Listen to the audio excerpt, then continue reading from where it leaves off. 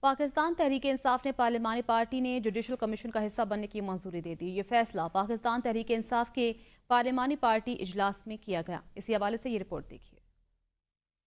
Opposition leader Omar Ayub کی زیر صدارت پاکستان تحریک انصاف کے پارلیمانی پارٹی اجلاس کا اعلامیہ جاری کر دیا گیا۔ اعلامیے کے مطابق پی ٹی آئی پارلیمانی پارٹی نے سیاسی کمیٹی کے فیصلے کی تائید کرتے ہوئے جوڈیشل کمیشن کا حصہ بننے کی منظوری دے دی ہے۔ اس کے علاوہ ملک بھر میں جلسوں کے شیڈول سمیت احتجاجی تحریک کی بھی منظوری دے دی گئی ہے۔ اعلامیے کے مطابق قومی اسمبلی کے موجودہ اجلاس 26ویں ترمیم اور سیاسی صورتحال کا بھی جائزہ لیا گیا۔ اجلاس کے بعد گفتگو کرتے ہوئے عمر ایوب کا کہنا تھا کہ ہم ہر جگہ جلسے کریں گے، فرنٹ فٹ پر کھیلیں گے۔ انہوں نے کہا کہ بشرا بی بی کو زبردستی پشاور لے کر جانے والی بات جھوٹ ہے، یہ ان کا اپنا فیصلہ تھا، وہ کسی پارٹی کے اجلاس میں نہیں بیٹھی۔ پارلیمانی پارٹی اجلاس میں خصوصی طور پر شرکت کرنے والے پی ٹی آئی رہنما سلمان اکرم راجہ نے کہا کہ پارلیمنٹ کے ذریعے ہی ہمارا کروڑوں عوام سے تعلق ہے۔ اپنے ممبران کو یقین دلایا کہ میں ان کے لیے ہر لمحہ حاضر ہوں، بانی پی ٹی آئی تک تمام باتیں پہنچاؤں گا۔ اعلامیے کے مطابق بانی پی ٹی آئی کے خلاف قائم سیاسی مقدمات کی پیروی کے لیے قانونی حکمت عملی پر بھی غور کیا گیا۔ یہ طے